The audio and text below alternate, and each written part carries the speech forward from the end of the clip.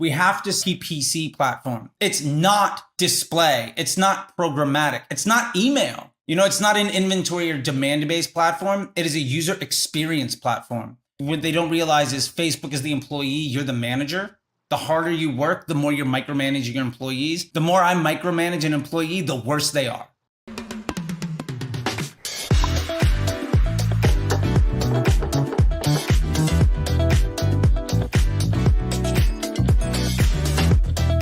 Hello, everyone. Welcome back to another episode of the Building Blocks podcast. Today, I'm joined by an exciting guest, Charles Tichenor, who is the founder of Disruptor School. And you can think of them like co-academy for digital marketing. And I can tell you from being here for so many years, something like that is absolutely needed. Charles, welcome to the show. Thank you so much, man. I really appreciate it. Crack a cold one? This is a liquid death. That's what I'm rocking at today. You got to murder your thirst. And I feel like, we're going to be talking a lot today. I might as well wet my whistle. Yes. Thirst is definitely getting murdered. Dude, that's a good ad. You should send it to him for UGC ads. I should. Charles, I didn't get to meet you until recently in person. And you're so enjoyable to talk in person that I want to invite you to the show. A lot of people around the space know you as the Facebook guy. You're the guy who has spent an absurd amount of money on Facebook. What's that number again? $400 million on Facebook spent across your accounts and your students? Yeah, something around 300 to 400 million right now. I mean, you have to remember that I have some stuff where it's a 7-figure daily budget. I might have a 7-figure monthly budget. Right. Sometimes it's 8. I've 9 years ago, I was overseeing Activision, Nissan, CBS, and Levi's. Like, they had 8-figure monthly combined budgets. Like, I would spend $1 million a day for CBS on an average basis. So, like, it sometimes D2C, sometimes brand building. But yeah, that number is just absurd. And I was just the right guy in the right room at the right time to be able to have that opportunity. Absolutely. And everyone's talking about Facebook ads this and Facebook ads that. And lately, it's been a lot of negative sentiments because of the changes. And I don't want to just do another show about, let's just complain about iOS 14 changes. Today, I actually want to talk about, some of your findings from spending so much money on Facebook. You're definitely getting a lot more data than the rest of us. I also want to dig in on things like, how do we combat the changes of Facebook as a marketer? Things are actually still working. And I want to go into some controversial stuff, some of your most controversial takes. We'll dive deep into that. But first off, I really want to ask you, how has Facebook changed today compared to 3 years ago? Like, does it still work, or does it just work a little bit less? Yeah, I think Facebook, I'll say it's a double-edged sword. Number one, Facebook is smarter than it has ever been, which means that if you're using it in a way that leverages it, it's easier than it's ever been. On the other side of that, though, especially now, you'll see a lot of controversy thrown around iOS 14 and tracking of information. As far as I'm concerned, I remember every day for years. I remember before there was attribution on Facebook. So, and then it was lovely that we had it. And then everybody complained about it, took too much credit. And now they're saying, well, we don't get enough credit. And at the end of the day, business owners don't really care about credit. They care about revenue. So I'm not really concerned with feeding my ego as a marketer nearly as much as growing brands and businesses. That all being said, what happened last year more than anything, and is attributed to iOS 14, but is actually way more tied in with the rise of TikTok, is Facebook made a very specific point, and they were very public about this, but I don't think it really registered with a lot of folks that they are prioritizing the end user experience more than they have in a very long time. So Facebook wants you to be happy with your time on Facebook and on Instagram. They're changing, they said, well, Instagram is a video platform and we're prioritizing communities and prioritizing connections and experience. And while iOS 14 came out at the same time, one of the big changes that we saw, and it was just a minor little shift, but because of machine learning, it has compounding impacts, is marketers that don't prioritize the end user experience saw soaring costs on the platforms. And those that did prioritize the way that Facebook users felt on the platform, basically those that cared about their business partner's bottom line, saw tremendous success. And as a, for instance, I got a student of mine from the Facebook Ads MBA program. He runs women's print-on-demand jewelry in America. He was upset during Black Friday because his CPMs went up by 50%, all the way to $16 and $18. Most people I know would love to see some CPM like that at all. And that was his super high, competition marketplace, marketing towards women that aren't necessarily wanting to buy, with jewelry, which everybody's trying to hawk. And in that space, because his ads did the job of meeting Facebook's business objectives, he was getting ridiculously low cost of inventory. And so this is really playing into the idea of, we have to stop thinking of Facebook as a PPC platform. It's not display. It's not programmatic. It's not email. It's not an inventory or demand-based platform. It is a user experience platform. And the less you try to force your experience you want onto people to try to extract money from them, the more you make Facebook's business objective of time on site and on app and consumer intent positive, the cheaper it's going to be for you to advertise, and the higher the quality of the experiences, the auctions you're going to win. At the end of the day, say you really give a damn about the end consumer. You're running heavily creative testing. There's a branding approach to it. You're running broad, dynamic creatives, lowest cost. You're doing all of that stuff. And I'm working off of interest groups and bidding models and lookalikes and heavily retargeting things, trying to do everything. I might have one or two ad sets that are way better than your broad. But every month you're getting better. Every month I have to work harder and harder just to maintain the same thing, because I am basically making it more and more difficult just to stay afloat every month.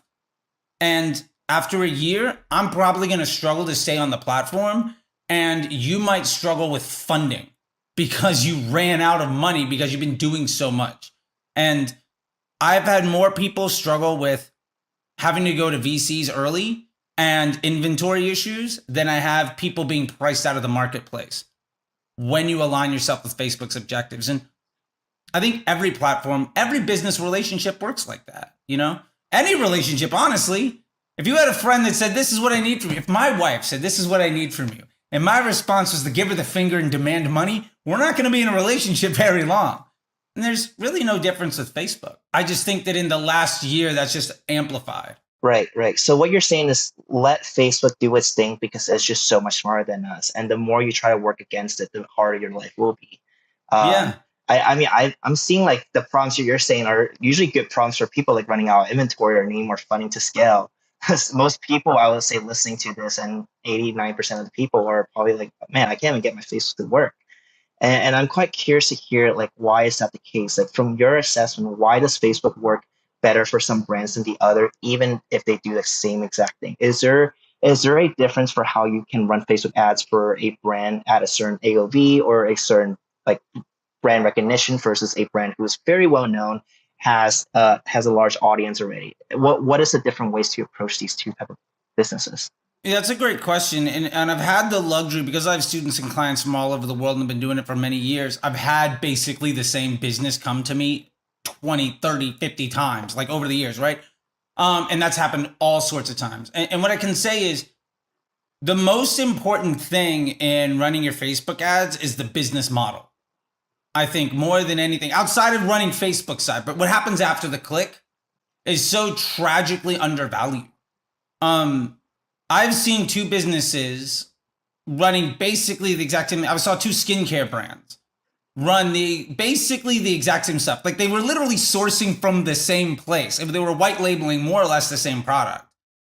And one of them leveraged influencer marketing, Google, like search and email, and made a lot of money, or made a lot of profit margin, but had a really hard time growing. And the other one heavily favored customer service and Facebook ads. And as a result, they ran at a much lower profit margin per transaction, but they run at a much higher profit margin per customer. And one of them went out of business in 18 months. The other one exited for an 8-figure exit in 26 months from founding. So one of them was a $24 million deal. The other one fired everybody and closed up shop. And Oh man. the big difference there is one of them focused on return on ad spend, right? And marketing efficiency. They were like, every penny we get is supposed to bring in more stuff. The problem is, if you're not feeding the pool and you're not generating return income, then you ultimately don't have a business model built to scale. And I want to give credit to Cody Plofker of Jones Road Beauty, who said something on a podcast. And he said, I think it was a tweet or in a podcast, but he said, a good business will scale an ad account. And I think I've tried to say that exact same thing for years and years and years, but sometimes just somebody saying it's so simple and beautiful, like you can't get better than that. Quick fire question for you, quick fire answers. What are the 3 things that you absolutely need to do right now to succeed on Facebook? I think the 3 things that I highly recommend everybody do is 1, embrace broad as soon as possible. Remember, broad is a noun, not an adjective. It is age, gender, and location. Every bit of targeting you put on top of that adds to the cost of CPM because ads do the targeting. That's an objective fact, so why not let the system find the right people? That in mind, also, I'm using dynamic ads as much as possible. Dynamic creatives are tremendously powerful. Keep them simple, make them actionable. Every spend should inform you, even if it's a win or a loss, what you need to do. Let Facebook construct the end user experience in a way that is best for your business relationship with Facebook. And then the third thing I'd highly recommend is you need to simplify your offers and really figure out what is the most profitable customer journey for your needs right now. Do you have cash flow? Are you willing to invest in long-term lifetime value? Far too many people are promoting like 3 or 4 products, 3 or 4 offers. Like you can get to $20,000, $30,000, $40,000 a day on one offer. Right. Doing one thing exceptionally well on Facebook also makes everything after the click so much better because all of your customers are coming into the same thing. So you only have to manage one problem. And it's way easier to crush when you only have one thing to do. Right. How important is a landing page, like a custom landing page for running Facebook ads? I think landing pages are really important. I mean, at the end of the day, Facebook ads just get somebody in the door. A Facebook ad is nothing different than a TV commercial and a billboard. But what happens when they step inside of your store is tremendously important. I would argue that, Walmart and Kmart and Target aren't that different. They're giant stores selling boxes of things. But one of them is going to make you feel very different than the other one. And one of them you're going to probably spend way more than the other. Yeah. That experience matters. Right. I live in LA and like we've got Vons and we have Ralph's. Right. I would rather go into a Vons than a Ralph's, even though it's the exact same stuff for the exact same price, because the vibe is different. Yep. And I don't think that you might have your choice, but that stuff matters. So I think it's insanely important to measure and improve what happens after the click. At the end of the day, no Facebook ad's going to fix a janky site. Absolutely. In terms of creatives, there is a time when one particular type of creative worked really well, the direct response ads or like the as seen on TV type of ads work really well. For current times, based on all your accounts, what is the format that works really well for all the accounts? I love that question because I think ultimately the answer is that there isn't an answer to that question. I would say every brand, like we're talking about the vibe, right, of the landing page and the look and the feel. Every brand needs to create, like the purpose of your ad should be to develop a relationship and a bond between the customer and you. And for some brands, that's going to look like static images. For some brands, that's going to look like user-generated content. For some brands, that's going to be video. What's most important is that you try to figure out what problem you're trying to solve and then design creatives to solve that problem. If I've got 3 UGCs and I'm doing really well, probably I don't need a 4th one. I need a piece of content that somebody that's not going to watch a video is actually going to care about. So am I trying to be more efficient with my advertising? And if so, I probably want to solve the same problem, but better.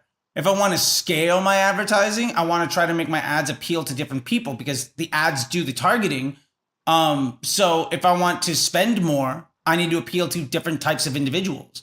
So the right answer is almost always what is honest with your brand and what solves the most immediate need that your brand has. That being said, I I'm not a believer in any type of one creative type of format does anything better than anybody else. Because literally anything can work for anyone. And I think we've seen competing brands run UGC and static, and they both work. I just think that some stuff is exciting inside of the echo chambers that we might all exist on online. Love it. And one final question. Let's get a little controversial. What is a marketing myth that you're tired of hearing online? Yeah, I would say probably the biggest myth that I want to really address, and it's funny, Dara actually released like 10 hot takes, and one of them I completely agree with. It's that the idea, I think media buying as a skill, as a job, as a career is basically dead. If you are spending more than 2 or 3 hours a week on your Facebook ad account, it means you're not doing a good enough job. Facebook media buying is a feature to an overall employee. Like, you have to be good at other stuff. Like my Facebook ads MBA program, I'm training basically everybody to be good at Facebook ads and be a CMO. Because you need to know that data. You can be a creative marketer, you can be anything else, but that's not a standalone skill that requires more than a few hours a week. So if you want to make a career as a media buyer, you have to understand that either you're going to be the person pushing buttons all over the place, or maybe you decided to do the easy thing of taking some part-time work, 3-4 grand per client, you're pulling in 100K a year, good for you. But very rarely is the idea of somebody's a good media buyer versus somebody isn't. What is way more impactful is somebody's a really good creative strategist, or somebody's really good at being a marketing officer and understanding the media mix.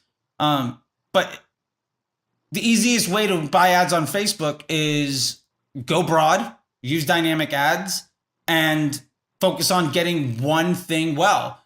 That doesn't take that much time. And I think people are under the impression that hard work is a good thing in Facebook. What they don't realize is Facebook is the employee, you're the manager. The harder you work, the more you're micromanaging your employees. You've managed people, I've managed people. The more I micromanage an employee, the worse they are.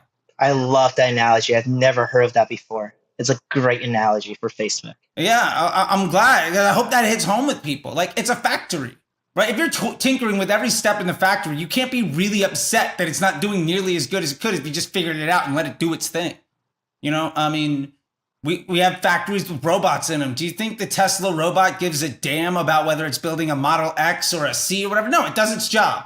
Your job is to make sure that it does its job as much as it possibly can without you. Any business owner should be working at the greatest extent to make sure that that business is successful without needing them. If you're not doing that, then you've designed yourself a paycheck. And I don't know about you, but I don't build businesses so that I can have a nice paycheck. I build businesses so that I can solve problems and exit them and work on bigger things. Like, if you're not thinking big, you're going to stay small. And your work ethic should go into everything else in the business, not how do I make the best billboard possible. I love that. Charles, those are extremely valuable tips that you just gave. I'm so glad we had this conversation. And that's a wrap for today's show. Thank you so much for coming on. Thank you, man. I really appreciate it.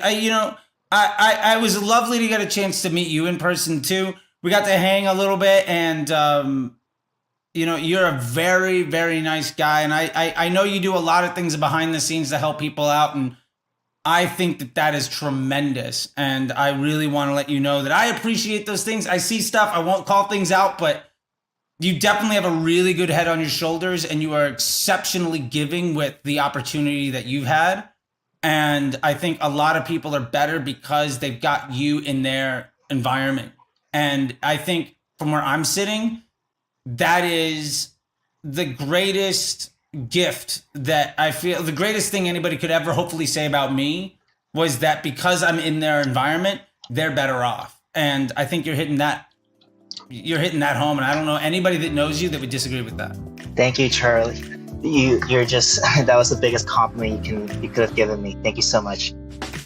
You just heard an episode of the Building Blocks podcast. If you like what you heard, subscribe below to keep hearing conversations that I have with brilliant marketers, founders, and innovators on how they built their best ideas. Now, if you want to learn how you can turn your best ideas and build something massive out of it, visit my website, bbclass.co, or